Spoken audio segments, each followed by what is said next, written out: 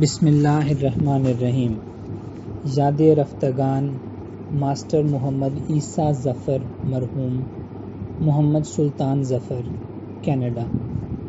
خاکسار کے والد مکرم ماسٹر محمد عیسیٰ ظفر صاحب 10 اکتوبر 1936 کو غوث گڑھ ضلع لدھیانہ چودھری محمد یوسف صاحب اور مکرمہ رقیہ بی بی صاحبہ کے ہاں پیدا ہوئے۔ قیام پاکستان کے بعد اپنے خاندان کے ہمراہ 38 چک ضلع سرگودہ رہائش پذیر ہوئے، تاہم بعد ازاں حضرت خلیفۃ المسیح ثانی رضی اللہ عنہ کے ارشاد کی تعمیل میں احمد نگر نزد ربوہ منتقل ہو گئے۔ ہمارے والد صاحب ایک ہمدرد، خوددار اور انتہائی بہادر شخص تھے۔ پیشے کے لحاظ سے استاد تھے، لیکن جماعت احمدیہ کے ایسے مجاہد تھے جن کا نصب العین صرف اور صرف تبلیغ دین اور دفاع احمدیت تھا۔ میرے والد صاحب کی شادی حضرت حکیم محمد رشید صاحب رضی اللہ عنہ کی بیٹی حلیمہ بی بی صاحبہ سے ہوئی۔ اکتوبر 1960 میں احمدیہ مسجد احمد نگر میں حضرت مولانا ابوالعطا صاحب جالندھری نے نکاح پڑھایا اور 18 مارچ 1962 عیسوی کو شادی سر انجام پائی۔ بفضل تعالیٰ ان کی عائلی زندگی نہایت مثالی رہی۔ آپ نے 1970 کی پرآشوب دہائی میں احمدیت کے دفاع کے لیے قومی اخبارات کو بہت خطوط لکھے، جن میں سے اکثر ایک قادیانی کا خط کے عنوان سے روزنامہ مشرق اور روزنامہ کے خط کا کچھ حصہ شامل کر کے اس پر تبصرہ کیا گیا، جس کی نقل اس مضمون میں شامل کی جا رہی ہے۔ صدی گزرنے کے بعد ببانگ دہل کہا جا سکتا ہے کہ اسلام احمدیت کے اس خادم نے جس مسیح وقت پر ایمان کا دعویٰ کیا، اس مسیح علیہ السلام کے ایمان کے ساتھ کھڑا تھا اور کھڑا ہے۔ اس چھوٹے سے قصبے قادیان کا نام آج پوری شان و شوکت سے 214 ممالک میں پہنچ چکا ہے۔ جماعت کا بجٹ چند لاکھ روپوں سے بڑھ کر اربوں روپے تک پہنچ چکا ہے، اور جہاں تک شورش کاشمیری صاحب کے اس دعوے کا تعلق تھا کہ وہ جشن 100 سالہ کی آڑ میں ہونے والے منصوبے کا عنقریب انکشاف کریں گے، آج 50 سال بعد بھی پورا ہونے کا منتظر ہے، جبکہ 100 سالہ جوبلی کو گزرے بھی 33 سال گزر گئے۔ ایک قادیانی کا خط۔ آپ اپنے ایک اور خط میں تحریر کرتے ہیں، مکرمی دور حاضر میں استاد اور حضرت کے الفاظ ان احباب کے لیے استعمال ہو رہے ہیں جو انتہائی درجے کے چکر باز اور مکر و فریب دینے والے ہوں، جبکہ یہی الفاظ ماضی میں خالصاً مقدس وجودوں کے لیے اور دور حاضر میں مقدس وجودوں کے لیے مسلمان کو بھی وناسپتی بنانا چاہتے ہیں، کیونکہ آپ نے 13 جنوری 1976 کے لوائے وقت کے اداریے میں یہ سوال اٹھایا ہے کہ احمدی اپنے آپ کو مسلمان ظاہر کرنے اور مسلمان کہلانے پر اصرار کرتے ہیں۔ یہ درست ہے کہ احمدی مسلمان اپنے آپ کو قرآنی آئین کی روح سے مسلمان کہلانے کے لیے اظہار اور اصرار کرتے ہیں، مگر اس جگہ سوال پیدا ہوتا ہے کہ احمدی مسلمان قرآنی آئینی حقوق کو کیوں استعمال نہ کریں؟ کیا وہ حج بیت اللہ سے واپسی کرنے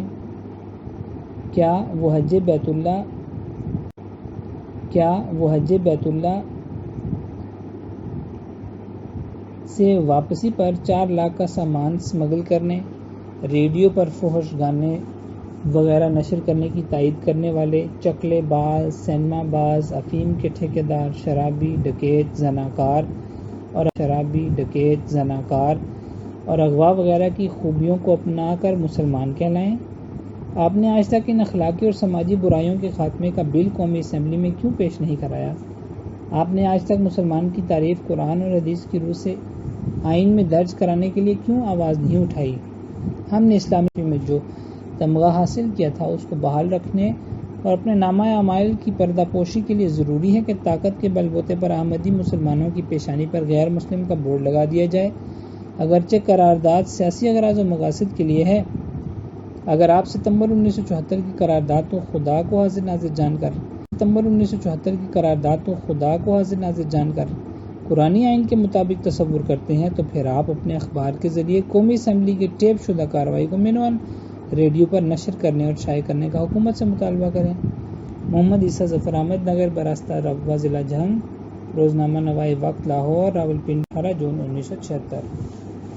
1974 میں جب احمدیوں کے خلاف فسادات عروج پر تھے، خاکسار کے والد صاحب جماعتی ہدایت پر چنیوٹ جا کر مخالفین کے جلسوں میں شامل ہو کر اہم نکات نوٹ کرتے اور اس کی رپورٹ حضرت خلیفۃ المسیح الثالث رحمہ اللہ کو پہنچا کر آتے۔ ان کا نکات نوٹ کرنے کا آپ کو الٹی تحریر بڑی تیزی سے لکھنے میں مہارت تھی۔ آپ کا لکھا ہوا اسی طرح نظر آتا تھا جس طرح عام لکھا ہوا آئینے میں الٹ نظر آتا ہے۔ اس طرح کسی دیکھنے والے کو فوری طور پر سمجھ بھی نہیں آتا کہ کیا لکھا گیا ہے۔ میری یادداشت میں ابھی تک وہ نظارہ محفوظ ہے جب آپ گھر کے صحن میں ایک رپورٹ بنا رہے تھے۔ ان کاغذات پر تحریر الٹی لکھی ہوئی تھی جبکہ آئینے میں وہ تحریر سیدھی نظر آ رہی تھی۔ 1974 میں آپ چنیوٹ میں ہی تھے جب متعدد احمدی گھروں اور دکانوں کو لوٹا جانے لگا اور کئی احمدی خاندانوں کو ہجرت کر کے جان بچانا پڑی۔ ایسے ہی ایک دن مخالفین کا ایک گروہ ایک احمدی گھر کو لوٹنے جا رہا تھا کہ آپ بھی بڑی حکمت کے ساتھ جلوس میں شامل ہو گئے۔ گھر کے لوگ تو جان بچا کر نکلنے میں کامیاب ہو گئے، لیکن لوگوں نے اشیاء کو لوٹنا شروع کر دیا۔ والد صاحب گھر کا جائزہ لے کر ایک ایسی الماری تک دوسروں سے پہلے پہنچنے میں کامیاب ہو گئے جس میں سونے کے زیورات اور نقدی رکھی ہوئی تھی۔ آپ نے وہ زیورات اور نقدی اپنے قبضے میں کر کے وہاں سے نکل آئے اور رات گئے اس مقام پر پہنچے جہاں چنیوٹ کے ستم رسیدہ افراد جماعت پناہ لیے ہوئے تھے، اور مذکورہ گھرانے کے افراد کو ڈھونڈ کر تمام زیورات اور نقدی ان کے حوالے کر دی۔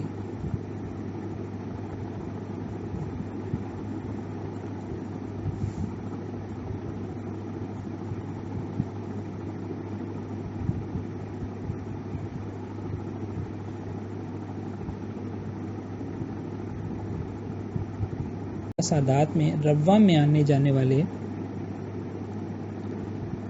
لوگوں کے لیے بھی زمین تنگ ہونے لگی۔ روا جانے والے مسافروں کو بسوں سے اتار دیا جاتا اور مارا پیٹا جاتا۔ ایسے میں احمد نگر کا بسوں کا اڈا روا کے مسافروں کے لیے نشان منزل بن گیا تھا۔ روا جانے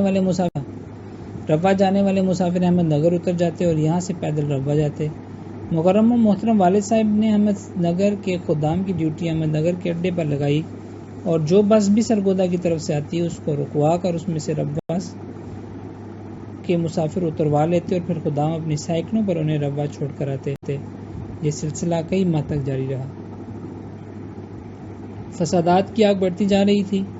نہت معصوم احمدیوں کی حفاظت کے لیے نہ حکومت کی کوشش تھی نہ نیت۔ ایسے میں والد صاحب نے خود حفاظتی نقطہ نظر سے خدام کو بعض خود ساختہ ہتھیاروں سے لیس کرنا شروع کیا۔ ان خود ساختہ ہتھیاروں میں سرخ پیس کر صفوف بنایا تاکہ اگر دشمن حملہ آور ہو تو اس کی آنکھوں میں ڈالا جا سکے۔ غلیلیں اور ان کے لیے مٹی کی گولیاں بنانا شامل تھا۔ انہی دنوں کی بات ہے کہ محترم والد صاحب اپنے زیر تعمیر گھر کے لیے کچھ سامان لینے کے لیے ٹرک لے کر سرگودا گئے ہوئے تھے۔ فسادیوں نے ایک احمدی کے گھر کا گھیراؤ کیا ہوا ہے اور آگ لگانے لگے ہیں۔ آپ نے ٹرک ڈرائیور کو ہدایت کی کہ وہ خود ہی سامان لوڈ کروا کر احمد نگر اتار دے اور آپ خود اس محلے میں چلے گئے جہاں اس احمدی کے گھر کو فسادیوں نے گھیر کر آگ لگائی ہوئی تھی۔ محترم والد صاحب کو معلوم ہوا کہ گھر میں کوئی مرد نہیں صرف خواتین ہیں جو بالائی منزل پر موجود ہیں۔ محترم والد صاحب پچھلی گلی میں جا کر کسی اور کے گھر کی چھت سے اوپر چڑھ کر چوبارے پر چلے گئے اور وہاں جا کر خواتین کو تسلی دی اور پھر اپنی چادر پچھلی کھڑکی سے لٹکا کر خواتین کو پچھلے گھر کی چھت پر پہنچا دیا اور پھر وہاں سے ایک محفوظ جگہ پر پہنچا دیا جہاں پر اور بھی احمدی پناہ لیے ہوئے تھے۔ فسادیوں کو علم بھی نہ ہو سکا اور وہ یہی سمجھتے رہے کہ آگ کے ساتھ گھر کی خواتین بھی جل گئی ہیں۔ مکرم و محترم والد صاحب نے جماعتی ذمہ داریوں کو ہمیشہ ترجیح دی۔ میری یادداشت میں ان کی چند یادیں محفوظ ہیں۔ ان میں سے یہ بات بھی مجھے اچھی طرح یاد ہے کہ آپ اسکول سے آ کر کھانا کھاتے اور روا چلے جاتے اور پھر رات گئے واپس آتے۔ ان کے جانے کا تو مجھے پتہ ہوتا جبکہ ان کی واپسی کے وقت تک میں سو چکا ہوتا تھا۔ صرف ایک دفعہ میں سوتے سے اٹھ گیا تھا۔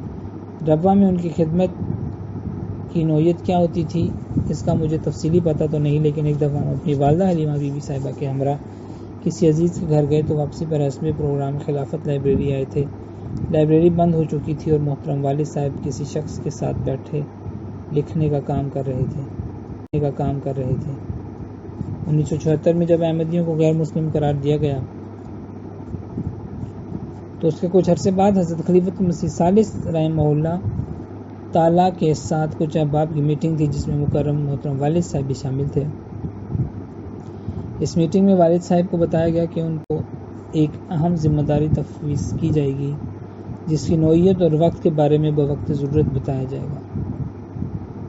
اس میٹنگ کے چند دنوں بعد حضور رحمہ اللہ نے ایک کارکن کے ذریعے سے والد صاحب کو طلب فرمایا۔ والد صاحب اس وقت اسکول پڑھانے گئے ہوئے تھے جب وہ واپس آئے اور آ کر کھانا شروع کیا تو والدہ صاحبہ نے کہا کہ حضور نے پیغام بھیجا ہے کہ آپ ان کو جا کر ملیں۔ والد صاحب نے کھانا وہیں چھوڑ دیا اور جانے کے لیے تیار ہو گئے۔ والدہ صاحبہ نے اصرار کیا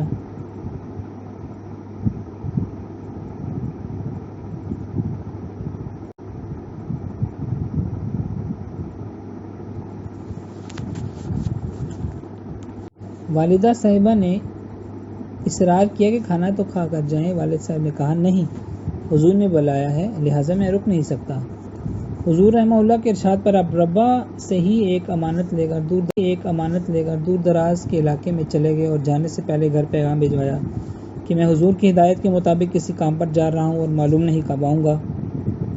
والد صاحب کا یہ سفر اس لحاظ سے انتہائی دشوار گزار تھا کہ منزل مقصود جو کہ ایک سرحدی گاؤں تھا تک جانے کا کوئی باقاعدہ راستہ نہیں تھا اور سرحد پر دونوں جانب پاکستان اور بھارت کے فوجی ہائی الرٹ تھے اور کسی بھی مشکوک شخص کو بلا توقف گولی مار دیتے تھے۔ یہ بھی خطرہ تھا کہ کہیں غلطی سے سرحد ہی پار نہ کر جائیں، لہٰذا آخری ریلوے اسٹیشن کے بعد ایک گاؤں میں ایک شخص کو مقرر کیا گیا تھا کہ وہ والد صاحب کی رہنمائی کریں۔ اس شخص کے پاس پہنچ کر والد صاحب نے انتظار کیا اور پھر پیدل سفر کے لیے روانہ ہو گئے اور مقررہ مقام پر انتہائی خطرناک حالات میں متعلقہ دوست سے ملاقات کی اور مذکورہ امانت اس کے سپرد کی۔ والد صاحب نے مذکورہ امانت متعلقہ شخص تک پہنچا کر بقیہ رات اور اگلا دن وہیں گزارا اور رات کو واپسی کا سفر شروع کیا۔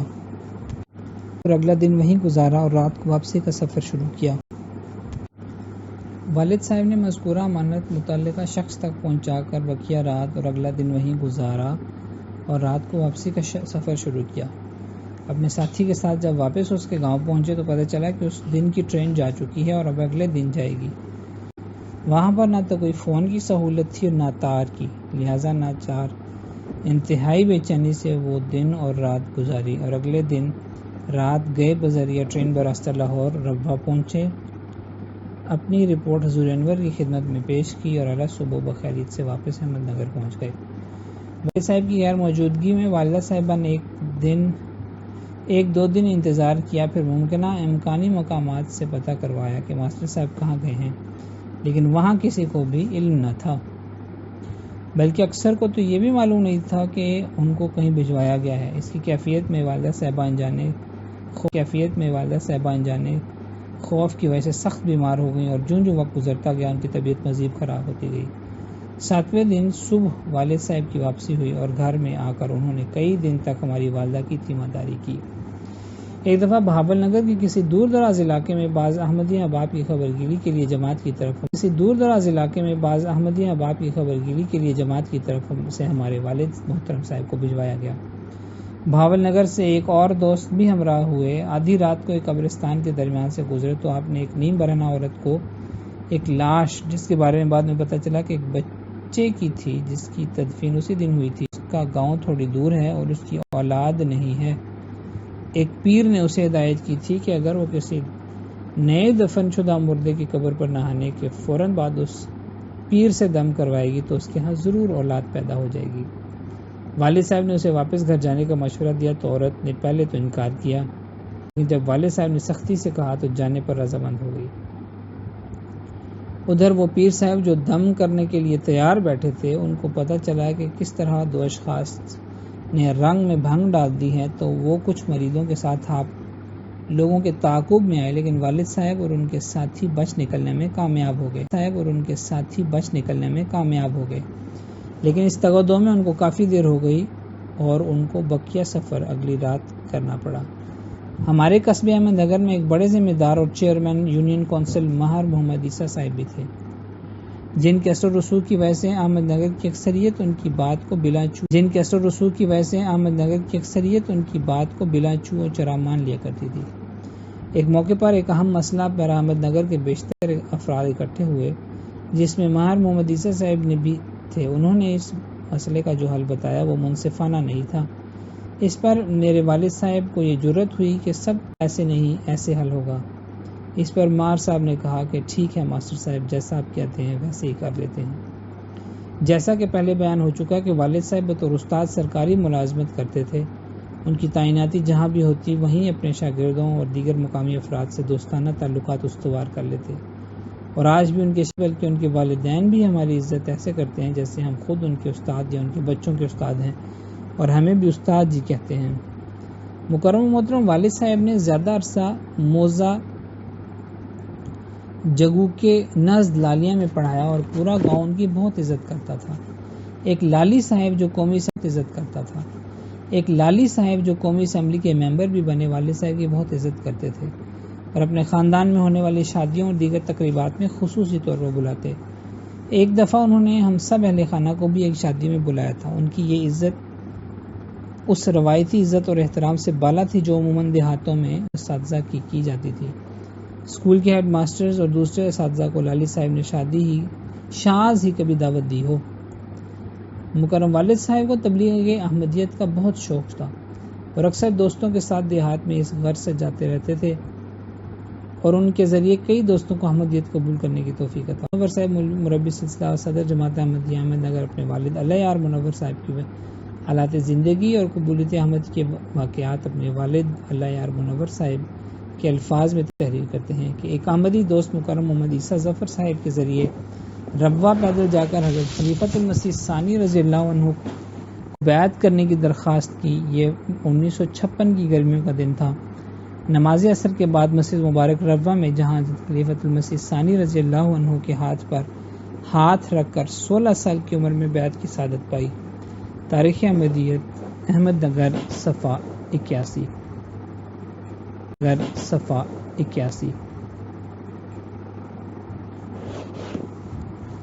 اس وقت خاکسار کے والد صاحب کی عمر تقریباً 20 سال تھی۔ انہی دنوں کا ایک واقعہ ہے۔ والد صاحب نے امتحانات کے بعد رزلٹ کا اعلان کرنا تھا۔ نتیجے والے دن اسکول میں تمام اساتذہ چھٹی پر تھے اور صرف والد صاحب نے ہی نتیجہ سنانا تھا۔ اس موقع پر والد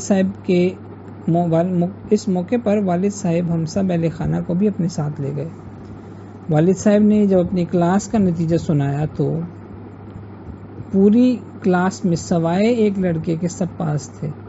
فیل ہونے والے لڑکے نے رونا شروع کر دیا۔ جب ہماری والدہ صاحب کو کہنے لگی آپ اس لڑکے کو بھی پاس کر دیں، والد صاحب نے کہا یہ فیل ہے لہذا فیل کرنا تھا۔ اس پر والدہ صاحبہ نے کہا کہ مجھ سے اس کا رونا نہیں دیکھا جا رہا، آپ اس کو پاس کر دیں۔ اس پر والد صاحب نے اس بچے کو بھی پاس کر دیا۔ وہ بچہ خوشی سے پھولے نہ سماتا تھا۔ والدہ صاحبہ بھی اس کو والد صاحب بہت منظم تھے اور ہر چیز کا ریکارڈ رکھتے تھے، یہاں تک کہ خاندان اور برادری کے تمام لوگوں کی پیدائش اور وفات کا دن اور وقت تک نوٹ کرنے کے لیے ایک الگ رجسٹر بنایا ہوا تھا، جس سے تمام احباب نے سالہ سال فائدہ اٹھایا اور تاحال یہ سلسلہ جاری ہے۔ یاد رہے کہ ان دنوں تو بچے کی پیدائش کا اندراج کروانے کا کوئی رواج نہ تھا۔ بعد میں جب بچے اسکول جاتے تھے تو اکثر داخلے کے وقت اسکول کے اساتذہ خود ہی کوئی تاریخ پیدائش لکھ دیتے تھے۔ ان بچوں کی سرکاری تاریخ پیدائش سمجھی جاتی تھی۔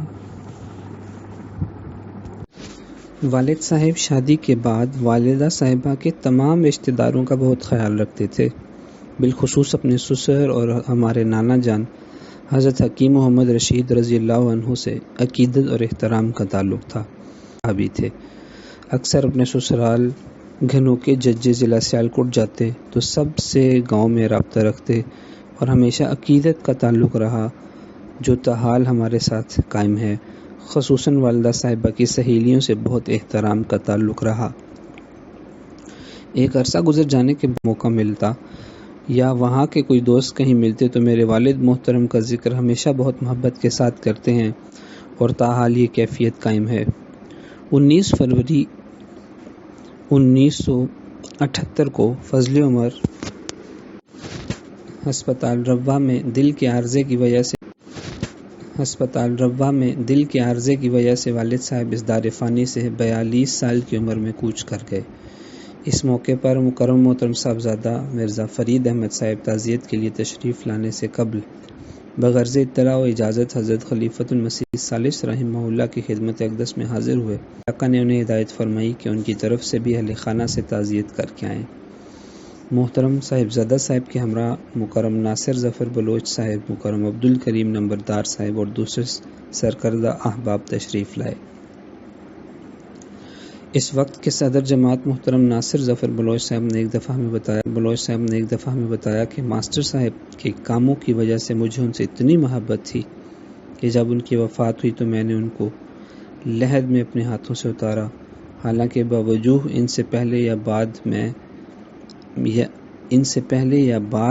میں نے کبھی کسی کو لحد میں نہیں اتارا۔ حضرت میاں طاہر احمد حضرت خلیفۃ المسیح رابع رحمہ اللہ کے فارم پر ہوتا ہے، جس کی وجہ سے ہمارے گھرانے کا حضرت میاں صاحب سے تعلق معمول سے زیادہ تھا۔ نیز جماعتی خدمات کی وجہ سے حضرت میاں صاحب والد صاحب سے ایک خاص تعلق رکھتے تھے۔ والد صاحب کی وفات کے بعد بھی حضرت میاں صاحب ہمارے ساتھ خصوصی شفقت کا سلوک فرماتے اور مسند خلافت پر متمکن ہونے کے بعد ان محبتوں اور شفقتوں میں بے حد و بے حساب اضافہ ہو گیا۔ اس بارے میں ایک خصوصی مضمون الفضل انٹرنیشنل میں پہلے شائع ہو چکا ہے۔ اللہ تعالیٰ سے دعا ہے کہ وہ ہمارے والد صاحب سے مغفرت کا سلوک فرمائے، جنت میں اعلیٰ مقام عطا فرمائے اور ان خلفاء کا ساتھ نصیب ہو جن کی خدمت کی توفیق اس دنیا میں بھی پاتے رہیں، آمین۔ الفضل انٹرنیشنل، بدھ 31 مئی 2023، صفحہ نمبر 6-7۔